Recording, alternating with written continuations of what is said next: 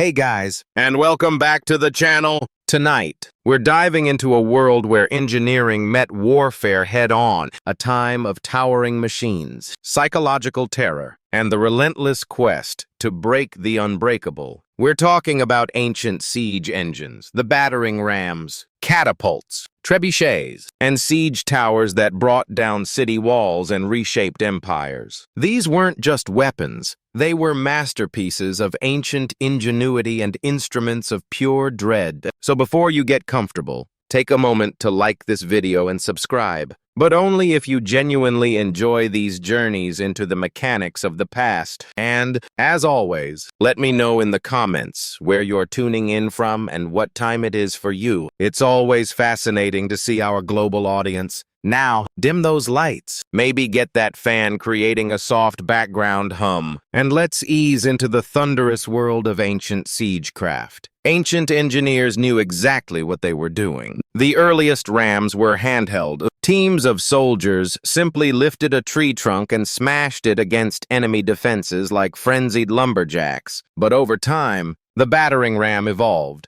Engineers realized that mounting the ram inside a wheeled frame, often with the roof to protect the crew from arrows and boiling oil, turned it from a tool into a weapon of terror. The Assyrians, masters of siege warfare, turned rams into psychological weapons. Their siege towers combined rams with archer platforms, meaning a city's gates were being destroyed, while defenders were under constant fire. Relief carvings from Nineveh show rams with pointed iron tips, rolling up to the gates of rebellious cities like slow-moving gods of destruction. And it wasn't just the front door they were smashing. Rams were often used to breach weak points in walls, batter down watchtowers, or collapse gatehouses entirely. Their presence meant one thing: surrender, or watch your defenses crumble like stale bread. The Greeks refined them. The Romans perfected them. Roman engineers built massive rams called ares, Latin for ram, suspended with chains or ropes inside enormous siege shelters. Some were so big they needed dozens of men to operate, and the rhythm of their swinging beam was said to sound like thunder rolling across stone. And yet, for all their brute force, battering rams required serious teamwork. Operators had to keep the ram swinging in sync, while also defending it from burning missiles, stones, and all manner of foul substances hurled from above. A stalled ram was a dead ram. Still, when a battering ram got going, really going, it was unstoppable. Wooden muscle versus human masonry. It was ancient physics, weaponized, and it was only the beginning of how engineers would make walls weep. If the battering ram was the brute, the catapult was the tactician. Where rams smashed close up, catapults attacked from a distance, launching not just stones, but psychological dread. They were the first real artillery pieces in military history, and they revolutionized siege warfare by weaponizing physics in ways that felt almost magical to the enemy. The earliest catapults emerged from the Greek world around the 4th century BCE, a product of brilliant minds who wanted to add range and momentum to warfare. Dionysius I of Syracuse, a tyrant with a taste for cutting-edge violence, commissioned the first torsion-powered catapults, devices that used twisted bundles of sinew or hair as tension springs. These weren't slingshots for giants. They were precise instruments of siege terror. The genius lay in their mechanics. Engineers figured out that by twisting ropes tightly, often made from animal sinew, they could store enormous amounts of potential energy. When released, this force could hurl stones, javelins, or even flaming projectiles hundreds of meters. The two main types evolved quickly: the ballista, which launched massive bolts like a giant crossbow, and the stone-throwing catapult, which lobbed boulders over walls or directly at fortifications. Then came the Roman engineers, who never met a Greek idea they couldn't improve. They built catapults that could be broken down, packed onto carts, and reassembled on site portable siege engines for professional armies. Some Roman catapults could fire 60-pound stones at incredible speeds, capable of tearing through wooden gates, battlements, and occasionally unlucky soldiers. Catapults weren't just about destruction. They were about spectacle. Ancient generals used them to send messages. Sometimes literally, corpses were launched over walls to spread disease and fear. Severed heads were lobbed into besieged cities to shatter morale. In one chilling case, diseased bodies were fired into enemy territory as an early form of biological warfare. But catapults had their flaws. They were heavy, required skilled crews, and could be rendered useless by bad terrain. Still, when set up properly, they could batter a city into submission from a safe distance. And for the first time in history, cities realized their thick stone walls didn't just need to withstand a ram. They had to survive the skies, because now destruction came flying. Can you imagine the terror of seeing that? Let me know what you think in the comments. All right, if these ancient war machines are capturing your imagination, go ahead and give this video a like. It really helps more people find these stories. And if you're not subscribed yet, what are you waiting for? There's more history to uncover. If the catapult was clever, the trebuchet was majestic, towering, creaking, and terrifying. It was the undisputed king of medieval siege warfare. When one appeared on the battlefield, it wasn't just a weapon, it was a statement. It said, "Your walls mean nothing." Unlike its tension-powered cousins, the trebuchet relied on gravity. At its core was a simple principle: a long, swinging arm mounted on a sturdy frame, with a heavy counterweight on one end and a sling on the other. Raise the weight, let it drop, and the arm would whip around, flinging the sling and its deadly payload in a high arc over enemy defenses. It was controlled destruction, precise,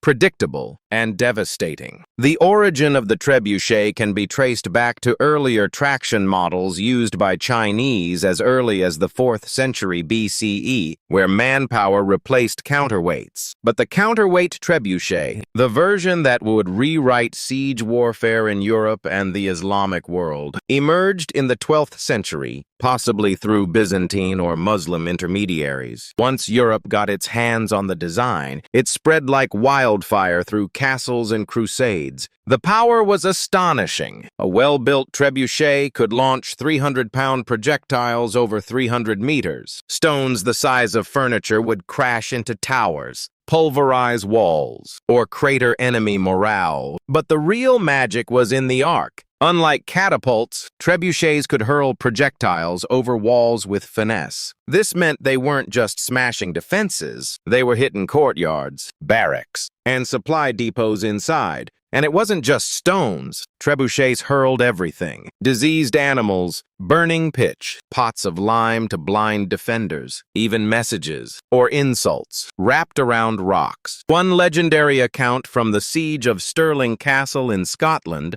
tells of Warwolf, a trebuchet so massive that the enemy surrendered before it was even fired. The king refused to accept the surrender, just so he could test the machine. But for all its destructive glory, the trebuchet wasn't fast. It took hours to build, minutes to reload, and demanded skilled engineers. Still, no other siege weapon combined range, force, and psychological horror quite like it. It was the medieval version of a slow-motion hammer from the heavens, and when that counterweight dropped, cities held their breath. While catapults launched from afar and battering rams smashed the gates, siege towers took a more personal approach. They rolled right up to the enemy's front door and dropped off armed invaders. Imagine a wooden skyscraper on wheels, covered in wet hides to prevent fire, bristling with archers and spearmen. That was the siege tower, the ancient equivalent of an armored personnel carrier and a mobile fortress in one. And when one of these started rumbling toward your city walls, you knew that the real fight was about to begin. Siege towers weren't subtle. They were big, bold, and terrifyingly effective when used properly. The Assyrians may have been among the first to deploy them in the 9th century BCE, but it was the Greeks, and especially the Hellenistic kingdoms, that took the design to theatrical extremes. During the siege of Rhodes in 305 BCE, the Macedonian general Demetrius built a 9-story tower called the Helepolis, or Taker of Cities. It was over 100 feet tall, equipped with catapults, covered in iron plates, and moved by thousands of soldiers. It also broke under its own weight, but the ambition, unmatched. The logic behind siege towers was simple. Walls only work if you can't get over them. Siege towers eliminated that advantage by creating an elevated platform from which attackers could descend onto the battlements, bypassing gates and scaling ladders. From the top deck, archers could rain death down onto defenders, while troops on the lower levels prepared to board. But these towers weren't invincible. They were slow, vulnerable to mud, and prime targets for defenders with fire arrows, rolling boulders, or even sabotage terrain. Smart defenders would dig ditches, flood moats, or build secondary inner walls, known as counterscarp defenses, just to stop a tower's approach. Still, when they worked spectacularly. A breach in the wall was one thing, but having your own rampart suddenly crowded with enemy soldiers, that was chaos. Siege towers transformed the battlefield from a horizontal contest of strength to a vertical race for survival. They made height an asset and a liability. And once the gangplank dropped from a siege tower to the city walls, there was no turning back. It was time for hand-to-hand hell. While rams smashed and trebuchets soared, some of the most devastating siege tactics happened silently. Underground, siege tunneling, or sapping, was the dark art of defeating a city by removing the ground it stood on. Literally, the idea was ancient and horrifyingly effective. Dig beneath the enemy's wall, prop it up with wooden supports, then set those supports on fire. When the timbers burned away, the tunnel collapsed, taking the foundations of the wall with it. One moment, your city stood strong. The next, a massive section of the outer wall crumbled like stale bread. This method didn't look glorious. There were no grand engines or thunderous launches, but tunneling was the slow, invisible killer of fortress warfare. The Assyrians practiced early versions of it, but the technique reached full maturity with the Greeks, Persians, and later medieval European armies. During the siege of Plataea in 429 BCE, the Spartans attempted tunneling beneath the walls, only for the defenders to dig counter-tunnels and intercept them mid-dig, turning the soil into a knife-fight nightmare. This defensive tactic became known as counter-mining, and it added an eerie element to siege warfare. Imagine soldiers digging in pitch black, hundreds of feet beneath the earth, listening for the sound of enemy picks. The moment they heard tapping, they'd race to intercept, often resulting in violent, claustrophobic skirmishes fought by torchlight with knives and shovels. There was no glory in it, just terror, suffocation, and dirt. But when undermining worked, the results were catastrophic. One of the most infamous examples came in 1212 during the siege of Rochester Castle in England. King John's forces tunneled beneath the southern wall, packed the mine with pig fat, and set it ablaze. The supports collapsed, bringing down the entire tower above. The defenders were stunned and soon after surrendered. By the 13th century, siege engineers became specialists in identifying weak foundations, measuring the soil's behavior, and planning collapses with terrifying precision. They were geologists and demolitionists rolled into one. And though tunneling required time, labor, and a bit of madness, it proved one truth about siege warfare. If you couldn't go over the wall, and you couldn't go through it, you could always take it down from below. Not all the drama of siege warfare came from the attackers. For every ram built or tower rolled forward, defenders had their own deadly tricks, and sometimes those tricks were hot. Let's start with the most terrifying of them all, Greek fire. Developed by the Byzantines around the 7th century CE, Greek fire was a mysterious napalm-like substance that could stick to ships, walls, and flesh, and kept burning even on water. Sprayed from siphons or hurled in clay pots, it created scenes of pure chaos. To this day, no one knows exactly how it was made. The formula was so secret that it died with the Empire, but its effects, legendary. Entire fleets were reduced to flaming skeletons within minutes, and that was just the start. In more low-tech defenses, boiling liquids were the go-to weapons of choice. Boiling water, oil, or sand would be poured from murder holes, those quaint openings in the ceilings of gateways or towers directly onto invaders below. Oil was especially feared. Unlike water, it clung to skin, soaking into clothes and armor before being set alight. Imagine climbing a siege ladder only to be greeted with fire you could never put out. Hot sand, though less dramatic, was vicious in its own right. It would slip into the gaps of armor, especially around the neck or wrists, causing second- and third-degree burns as it cooked the flesh beneath. It didn't look impressive from a distance, but it turned bold warriors into screaming wrecks in seconds. Defenders also relied on the good old laws of physics. Gravity became a weapon. Giant stones, logs, or even dead animals were dropped from parapets onto siege engines or dense formations of troops. The goal wasn't just to kill.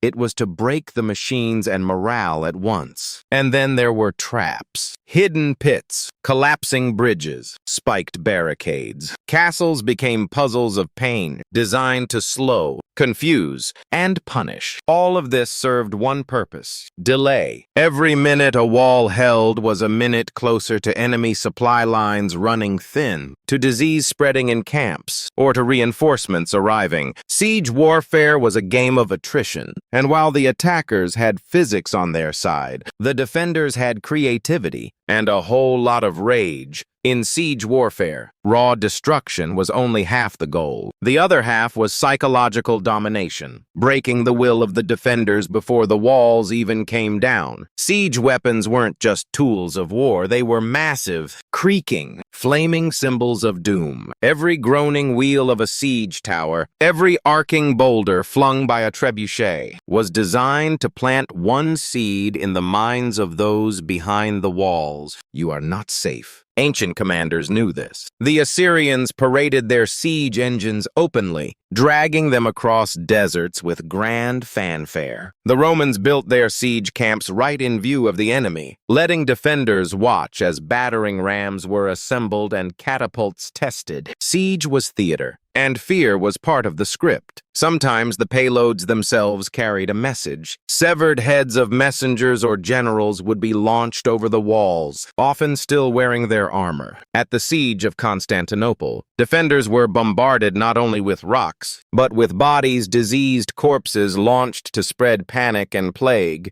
During the Mongol siege of Kaffa in 1346, it's believed that hurling plague-infected corpses over the walls helped trigger outbreaks of the Black Death in Europe. The trebuchet wasn't just a weapon, it was an announcement. When one of these giants was rolled into place, everyone inside the fortress could hear it before they saw it. The creaking of winches, the grinding of ropes, the heavy thunk of the counterweight like the heartbeat of an incoming storm. But the most dangerous part, the unknown. You never knew what was coming next. Would it be a rock, a barrel of fire, a rain of arrows, or just silence? Ominous, heavy silence as engineers adjusted their aim. Even the sounds became psychological weapons. The rhythmic thump of a battering ram, or the sudden silence before a shot would drive defenders mad with anticipation. For commanders, the goal was to create despair, to convince the enemy that resistance was pointless, that their gods had abandoned them, that their walls were nothing but temporary obstacles in the path of fate. And when that mental dam finally cracked, the gates often opened without a fight. Because in siege warfare, sometimes the mind collapsed before the masonry. As gunpowder thundered onto the battlefield in the late medieval era, the age of traditional siege engines came to a slow, splintering end. But their legacy didn't vanish. It evolved. The invention of cannons changed everything. A single, well-placed shot from a cannon could do in seconds what a trebuchet took hours to achieve. Stone walls, once considered impenetrable, became liabilities. By the 15th century, the great castles of Europe were crumbling not from undermining or fire, but from iron balls crashing through their parapets. Siege warfare had entered its next phase. Explosive, brutal, and deafening. And yet, the principles laid down by ancient siege engineers never disappeared. Modern artillery still owes a debt to the catapult and trebuchet. Every ballistic missile and long-range howitzer is just a high-tech descendant of the same question. How do you break what's meant to be unbreakable from a distance? Physics, trajectory, tension, and force all discovered, tested, and perfected centuries before gunpowder ever entered the story. Even military psychology today, shock and awe. Overwhelming firepower. Visible dominance has its roots in ancient siege tactics. Those towering siege engines, rolling forward with flags snapping in the wind, were the original shock and awe. They weren't just about breaching a wall. They were about breaking the spirit of a city. You can still see their legacy etched into the ruins of ancient cities. At Masada, where Roman siege ramps still scar the desert. At Constantinople, where layers of walls stood for 1,000 years against every machine imaginable, until cannon fire finally brought them down. At castles across Europe, where round towers and angled bastions tell the story of a world constantly redesigning itself to survive the next siege. And today, even in a world of drones and satellite-guided missiles, siege warfare hasn't vanished. It's just gone digital. Cities are still surrounded. Defenders are still isolated. Walls are now firewalls, blockades, or even media blackouts. But the soul of the siege remains the same. Someone wants in. Someone wants to keep them out. And both are willing to wait, build, and break to win. The battering rams are gone. The trebuchets are museum pieces. But the spirit of siege warfare, it's as alive and as destructive as ever. What an incredible display of ancient engineering and psychological warfare. Which of these siege engines do you find the most terrifying or the most ingenious? Let me know your thoughts in the comments below. Thank you for joining me on this destructive journey through history. If you found this look at ancient siegecraft compelling, please smash that like button. And if you haven't already, make sure to subscribe and hit that notification bell so you don't miss our next exploration into the past. Until then, build strong walls and stay curious.